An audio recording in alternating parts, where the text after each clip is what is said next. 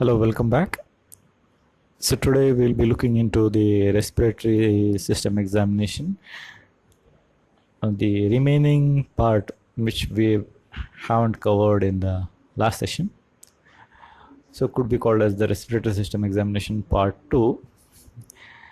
I hope whatever we have covered in the last session is very clear for you.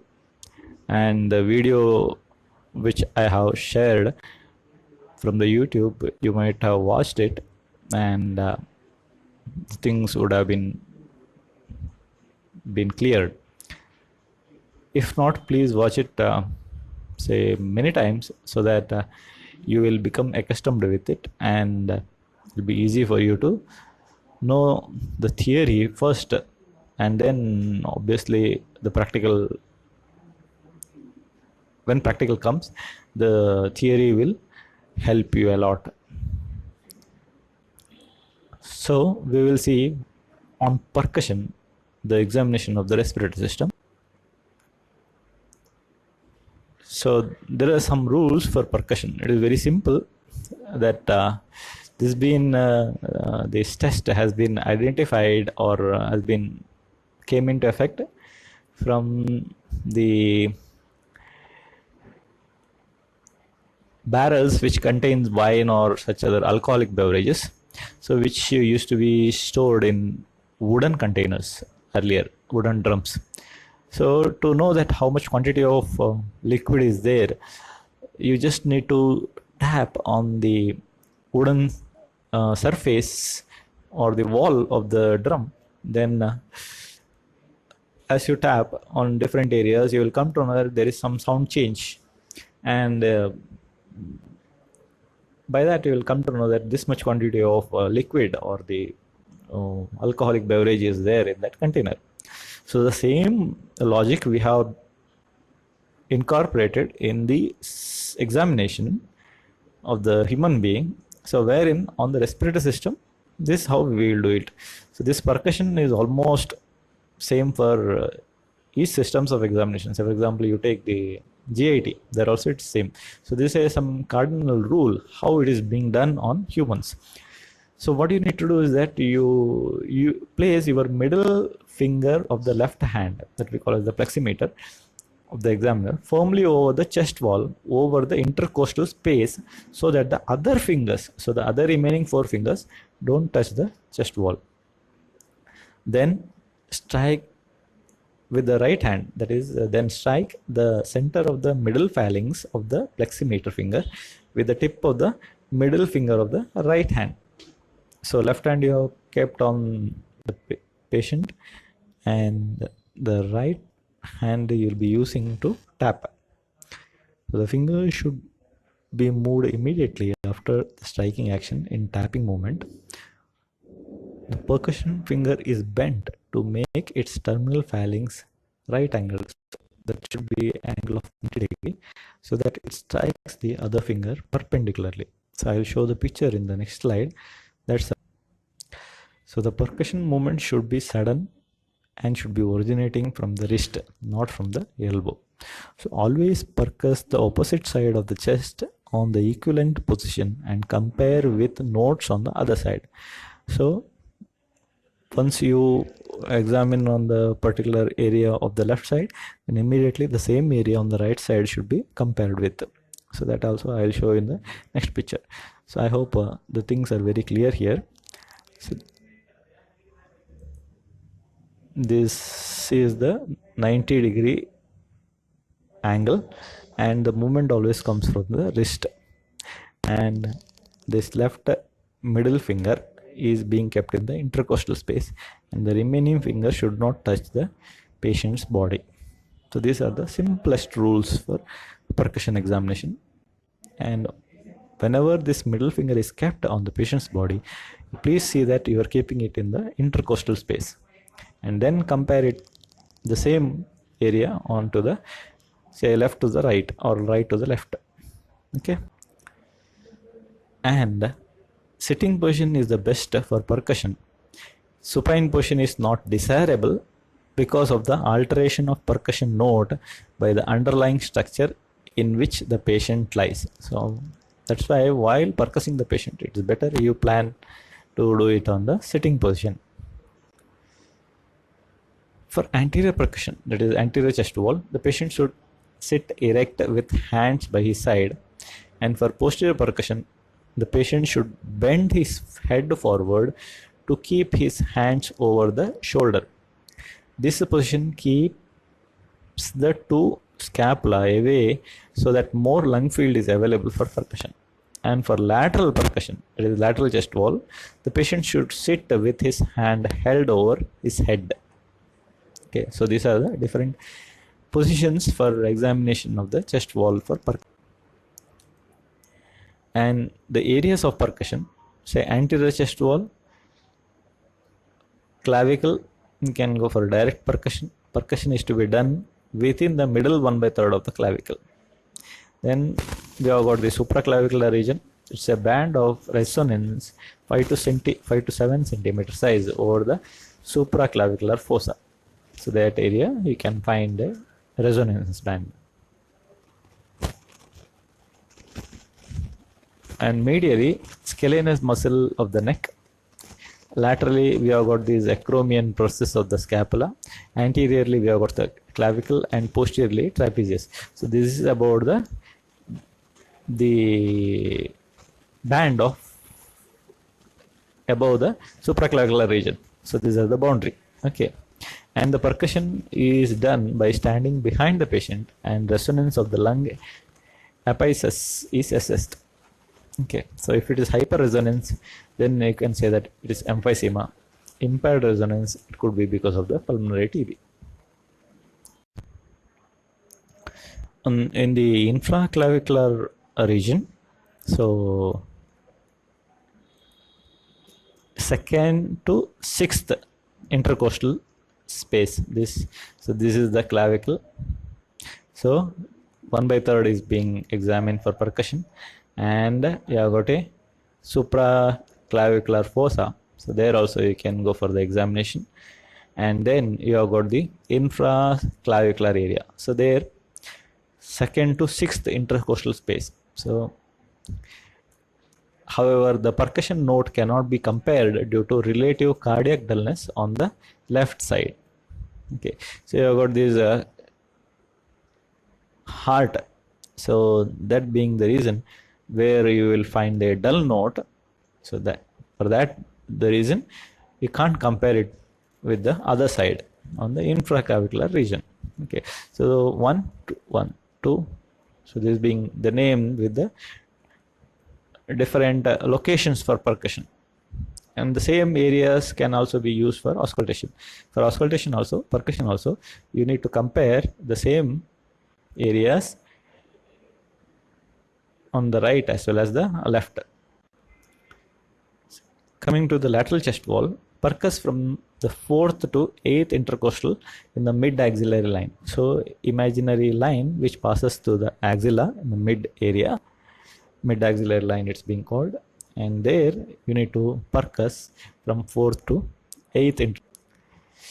In the posterior chest wall, we have got an anatomic called as clavicle, anatomical bone, is it not? So the area which is above the scapula we call as the suprascapular. Then in between the two scapulas we call as the interscapular, and below the scapula we call as the infrascapular region. Okay, so there again you have to look into the intercostal space, and up to 11th intercostal space you can go for percussion. And the types of percussion note and the lesions, say it's a tympanic, hollow viscous, subtympanic above the level of pleural effusion, hyperresonant in pneumothorax, resonant normal lung, impaired pulmonary fibrosis, dull consolidation or collapse, stony dull, pleural effusion or hemothorax. So this resonance is the very important one. So in a normal lung, that's how you will find the resonant sound. Okay, dull and stony dull can also be found, that is in consolidation, collapse, and then pleural effusion and hemothorax. Okay, so the other things, if you become very expert, you can find it. Okay, So this is how the areas are being compared on the posterior wall. Say suprascapular compared with here, so second to second, third to third, fourth, then fifth, sixth, seventh. Okay, so scapula, this is infrascapular, this is interscapular. Next, coming into the auscultation. So on auscultation, with the help of stethoscope, chest piece, how we are going to do the examination. So it's always very important to know that this auscultation is coming under Pratyaksha Pramana itself.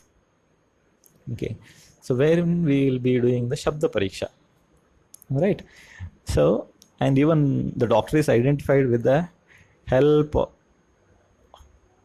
whether he is wearing a steth or not. Is it not? That's what you have, or everybody would have dreamed about while being a childhood or during your PUC days. Okay. So on auscultation, we have got some preliminaries. Auscultation is carried out with the diaphragm of the stethoscope. I hope you know what in by diaphragm and the other parts of the stethoscope, as the most respiratory sound are high pitched. Okay, listen with the patient relaxed and breathing deeply through an open mouth. So you need to ask the patient to open the mouth and breathe deeply so that you can get the maximum sound of the auscultation. Okay, so instruct the patient to, at the same time, what you need to do, instruct the patient to turn the face to one side. Okay, ask to breathe regularly and deeply through open mouth. That's how you can do a demo in front of the patient, and then obviously he will definitely will follow. Otherwise, some of the patients, what they will do, they will open their mouth and breathe for you. So you know, with the COVID situation or any situation, the droplet spread is one of the major concern, is it not? So that's why it is very empirical that you have to ask the patient to turn the face to other side, okay, and ask to breathe regularly deeply through open mouth, so as to avoid the contamination or spreading of whatever disease he is having for you, to you. Okay, auscultate both sides alternatively, already mentioned. Avoid auscultation within 3 centimeter of the midline anteriorly and posteriorly, as these areas may transmit sounds directly from the trachea or main bronchi. So for example, I will do a diagram. Say we have got, I mean, with the help of computer, it is very difficult to draw without a stylus still. Okay, so as you are aware, you have got a trachea here, is it not, which will bifurcate.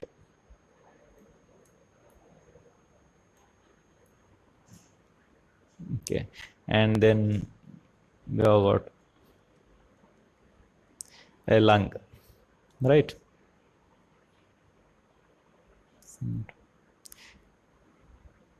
Okay, some size comparison, but still size is not appropriate. But still, the thing is that, say, avoid auscultation within 3 centimeter of the midline. So which is the midline? As you know, this is the midline. Okay, so the 3 centimeter of the midline anteriorly and posteriorly, so this area,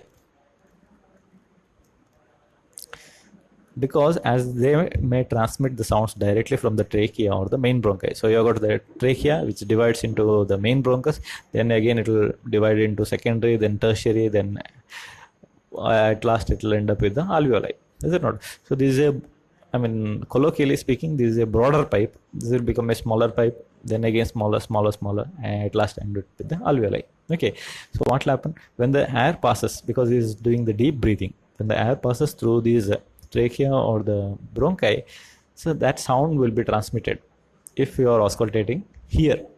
Okay, so that's why it is said to be avoided. So listen anteriorly from above the clavicle down to the sixth rib. So you have got a clavicle in this area. So from there, just above the clavicle, supraclavicle, and then to the inframus clavicle till the sixth rib. Okay, and laterally, this is laterally from the axilla to the eighth rib. So you have to make the patient to go for the posture of where we have used the percussion on the lateral side. Okay, eighth rib, and posteriorly down to the level of 11th rib. So this is the area where you need to go for the auscultation. In each area, listen to the quality and amplitude of the breath sound. Okay, so what you are listening, you are not only listening to the sound. So what you are listening, listen to the quality of the sound and amplitude of the sound. Which sound? The breath sound. Okay. Position of the patient, ideal is sitting, and auscultation area anteriorly, already mentioned, from an area above the clavicle down to the sixth rib, the axilla up to the eighth rib, and posteriorly above the level of the spine of the scapula down to the 11th rib. What do you mean by breath sounds? Breath sounds are produced by vibration of vocal cord due to turbulent air flow in larger airways, which is conducted by the overlying lung tissue to the chest wall. So that we call as the breath sounds. Breath sounds are produced by the vibration of vocal cord due to turbulent airflow in larger airways, which is conducted by the overlying lung tissue to the. There are two types of breath sounds mainly. First one is vesicular breath sound. It's very simple. It is a respiratory sounds known as vesicular breathing arise due to vibrations of the elastic elements of the alveolar walls during their filling with air in inspiration. So what happens is that this alveoli fills up the air during inspiration. So the alveolar walls which is present with the elastic items or elements, which will produce a particular type of vibration, so which we hear through the stethoscope, is called as vesicular breathing. Okay, and the alveoli are filled with air in sequence. So therefore, the summation of great number of sound produced during vibration of the alveoli walls gives a long, soft, blowing noise that can be heard during the entire inspiration phase, and its intensity is gradually increasing. So what you are going to hear is that you'll be hearing a long, soft, blowing noise which is heard during the entire inspiration phase, and its intensity is gradually increasing. Okay, so that type of sound we call as the vesicular breath sounds.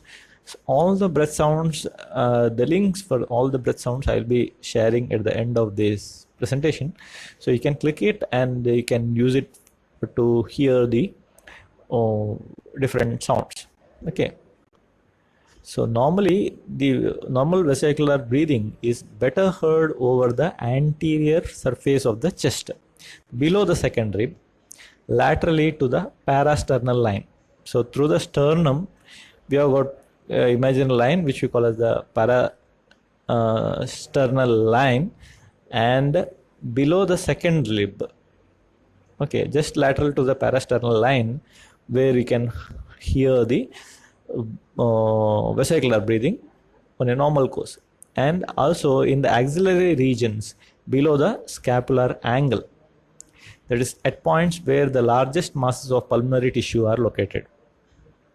Okay, vesicular breathing is heard worse at the apices of the lung and their lowermost parts, where the masses of pulmonary tissue are less abundant. While carrying out comparative auscultation, it should be remembered that the expiration sounds are louder and longer in right lung due to a better conduction of laryngeal sounds by the right main bronchus, which is shorter and wider. Okay, so always you have to keep these things also in mind. That is expiration sounds. So we are actually interested in inspiration sound, which we call as the vesicular sound, are louder. So expiration sounds are louder and longer in the right lung due to a better conduction of the laryngeal sounds by the right main bronchus, which is shorter and wider. Okay. Conditions with diminished vesicular breath sounds are bronchial asthma, tumor, pleural effusion, pleural thickening, and emphysema. So next we will hear about the other type of breath sound that we call as the bronchial breath sound. So the respiratory sounds known as the bronchial or tubular breathing arise in the larynx and the trachea as air passes through the vocal slit. So as I mentioned earlier, in the colloquially we can compare it with the tube. So when the air passes through the tube, it will produce a particular type of sound. So that similar sound we can hear here, and that is called as the bronchial breath sound. As the air is inhaled, it passes through the vocal slit to enter into a wider trachea, where it is set in vortex type motion. Sound waves thus generated propagate along the air column throughout the entire bronchial tree. Sounds generated by the vibration of these waves are harsh. So harsh type of sound will be heard, so that we call as the bronchial breath. During expiration, air also passes through the vocal slit to enter a wider space of the larynx, where it is sent in a vortex motion. But since the vocal slit is narrower during expiration, the respiratory sound becomes louder, harsher, and longer. This type of breathing is called as laryngotracheal type by the site of its generation. Okay, so anyways, the sound is that it's a larger one and louder one, harsher one, that we call as the bronchial breathing is well heard in physiological cases over the larynx, the trachea, and at points of projection of the tracheal bifurcation. So anteriorly over the manubrium sterni and at the point of its junction with the sternum, and posteriorly in the interscapular space at the level of third and fourth thoracic vertebra. If you remember the previously one, I have drawn a picture. So the area where you should not do auscultation, or the percussion. Okay, so that particular area is the area where you can hear the bronchial breathing, because the larynx and above that also, so larynx, trachea, and tracheal bifurcation. So these are the areas where you can find the bronchial breathing. So bronchial breathing is not heard over other parts of the chest because of large masses of pulmonary tissue found between the bronchi and the chest wall. So pulmonary tissue is widely present on the other areas, and there obviously you can't hear the bronchial breathing. There we'll be hearing the vesicular breathing on a normal course.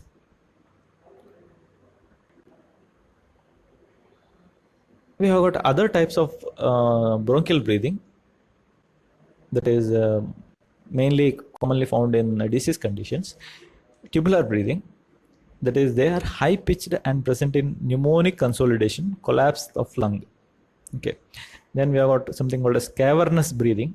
It is they are low pitched and heard in presence of thick walled cavity with a communicating bronchus. And one more is amphoric breathing. So they are low pitched with high tone and metallic quality and present in bronchopleural fistula and tension pneumothorax. So these are the different types of bronchial breathings. And there could be some of the conditions where you can't hear the breath sound at all, any type of breath sound. Okay, so these are the different reasons for it. One is pleural effusion, other one is thickened pleura, pneumothorax, and one more is collapsed lung. We have got something called as added sounds. That means a different, apart from the vesicular or bronchial, we can hear some of the additional sounds while we use the steth in some other disease conditions. So that what are those we will be learning. One is the crackers. So they are non-musical, interrupted, added sounds of short duration. So they are explosive in nature. Types are, there are two types. One is fine crackle and other one is coarse crackle. Fine means less loud, short, arise from alveoli, and coarse, low pitched, loud, and arise from bronchi and bronchioles. So it mainly because the, if at all there is a something like the sputum or the mucus secretion becomes higher in the vessels. Okay, so what will, it will obstruct the airflow. So during that time, the crackles are usually heard. So if it is in the alveoli, it will be fine in nature, while if it is in the bronchi or bronchioles, it will be coarse in. Crackles may be early inspiratory, commonly found in chronic bronchitis, mid inspiratory, bronchiectasis, late inspiratory, asbestosis, pulmonary fibrosis, pneumonitis, and on expiratory, that is chronic bronchitis. So inspiratory or expiratory will be found in chronic bronchitis, and the other like mid inspiratory and late inspiratory in the other conditions. Mechanism of crackle, as already mentioned, bubbling or flow of air through the secretion in the bronchial level is the main cause for crackle. Second type of added sound is called as the rhonchi. So they are the musical continuous added sounds.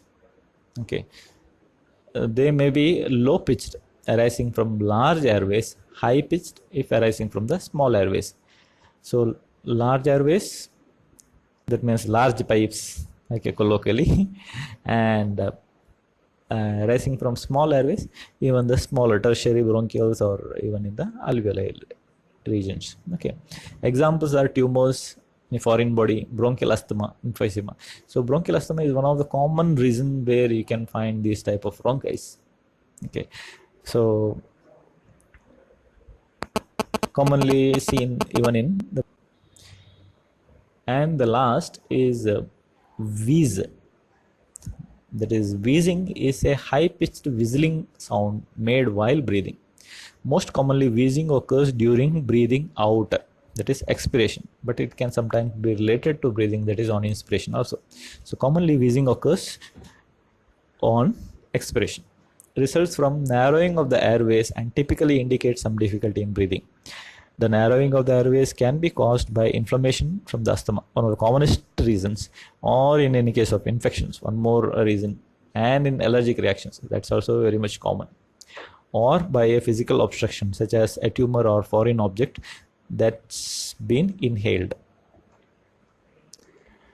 The most common cause of recurrent wheezing is asthma. Very important. Please underline it and learn. Possible other causes are allergies or anaphylaxis, that is a severe allergic reaction, such as an insect bite somewhere in the body, or due to intake of any medication, allergic reaction which is being produced because of that particular medication. Asthma, bronchiectasis, bronchiolitis, especially in young children. This is one of the viral infection. Okay, 1 to 3 years age group commonly suffers. Then pneumonia, okay, respiratory syncytial virus, RSV we will call it as. So that's different. Even few more causes are bronchitis, COPD, chronic obstructive pulmonary disease, and other lung diseases. COPD is one of the commonest finding in case of chronic smokers. Okay, they have got a typical voice also. Okay, which is we can call it as a high bass voice. Emphysema, foreign object inhaled first. Okay, then GERD, gastroesophageal reflux disease, then heart failure, lung cancer. Third form of test which we will usually do on auscultation is called as vocal resonance. So it's a voice sound heard with the chest piece of the stethoscope. So what is the thing you need to do is that, just like vocal fremitus, here keep the steth and ask the patient to repeat a resonating sound, say 99.9999. So at that time we will be keeping the stethoscope and over the chest wall, and we'll be looking into the presence of vocal resonance. Okay. Increased vocal resonance can be found in case of consolidation, collapse with patent bronchus, open pneumothorax. Decreased vocal resonance is found in pleural effusion, pneumothorax, and emphysema. Okay.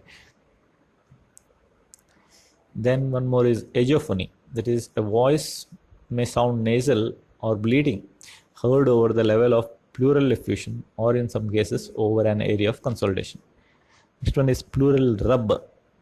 So it is a superficial localized grating sound best heard with pressure of stethoscope. It is produced when inflamed parietal and visceral pleura move over one another. So pleura is having two layers. One is the visceral pleura and the other one is parietal pleura. So when it rub over each other, there will be some sound which we call as the pleural rub, not altered by coughing and usually associated with pleuritic pain. So usually he'll have a pain, typical pain, which we call as. I thought I'll add up the breathing sounds here, but somehow it is not getting into the presentation. So I'll share it as a separate file altogether. Okay. For revision, for proper revision, since we are discussing about the clinical class, it is important. The proper revisions are always important. So the video of the respiratory examination taken from the McLeod's clinical examination, I have shared it here. So what you can do is that you can search for this in the YouTube and you can watch it many times. Or else if you are interested in some other authors or some other person's examination videos, then you can watch it and be thorough with it. Okay. So each time you watch it, you will be learning many new insights from the same videos, especially because it's a skill-based one. And you need to practice it in the patients or your parents or your friends or anyone who you come across. So that's how you learn it thoroughly. And please keep this also in mind. The examination of the front of the chest is largely that of the upper lobes, and the examination of the back, the lower lobes. So always only looking into the lower lobes, that is the back examination, or not looking into the front, or not looking into the axilla and other areas. So you may miss a major of the areas. So that's what I'll show you a picture in the next slide. So it becomes as no surprise that the lung disease that primarily affects the base is best detected posteriorly. So we'll post a picture to show how much lung is against the lateral chest wall too, so as one should not miss many signs found laterally and in the axilla if one sticks to the narrow strip of chest down, front and back. Just down the front and back. So only you are examining the front and back, that means you may miss. Okay, so this is the upper lobe, middle lobe and lower lobe. Here upper lobe and lower lobe. This is the left side, this is the right side. Upper lobe, middle lobe and the lower lobe. In the posterior side is upper lobe and lower lobe. Okay, so this you are very much aware. So the same here also, on examination of the front of the chest, you will be looking into the upper lobe, and middle lobe is only this much stretch which you can examine. This is the lower lobe, only this much. Similarly here also, upper lobe is the maximum areas we will be examining, and then lower lobe is there. Okay, so in the lateral side you will be looking, the back side you will be looking into the lower lobes only. Okay, and the major part of the lower lobe and upper lobe you will be missing here if you are not examining the axilla and the lateral chest wall. Okay, so this is a on the right side you have got the upper lobe, middle lobe and lower lobe parts, and on the left side you have got the upper lobe and lower lobes. Okay, some of the interesting facts that to know that the lung is exposed to 61 of potentially infected and irritant laden air every minute. Maybe you can now make it into 62 considering the COVID scenario.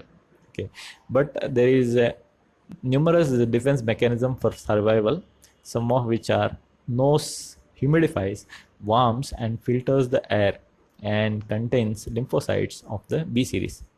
The epiglottis protects the larynx from inhalation of materials from the gastrointestinal tract.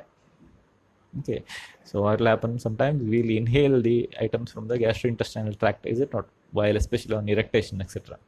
Okay, but epiglottis actually protects it.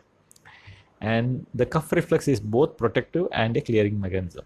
So the cuff reflex, that's why even Ayurveda has said as Kasa as one of the Vega, as well as it's said to be a symptom. It's said to be a disease. Shwasa. So likewise, Shwasa is one of the, not the Kasa. Kasa is symptom and a disease, whereas Shwasa is said to be symptom and a disease, and one of the uh, Vegas also. Okay, Dharaniya Vegas, Dharaniya Vegas. Plenty are there. You have learned it, so it's coming under Dharaniya Vegas. Adharaniya Vegas. Sorry. And the main clearance mechanism is the remarkable mucociliary escalator, the bronchial secretions from the bronchial glands, along with secretions from deeper parts of the lungs, form a sheet of fluid which propelled upwards continuously by the bead of cilia lining the bronchial epithelium. The chief defense of the alveoli is the alveolar macrophages. And one of the instrument which you can use to look into the conditions like asthma, etc., where how much of the lung volume the patient is having. Peak flow meter, an expensive device, can be used in OPD setting easily in conditions mainly like asthma. Useful in diagnosis and monitoring of the asthma, one of the common presentation in practice. And if you have got any doubts, definitely you can drop by.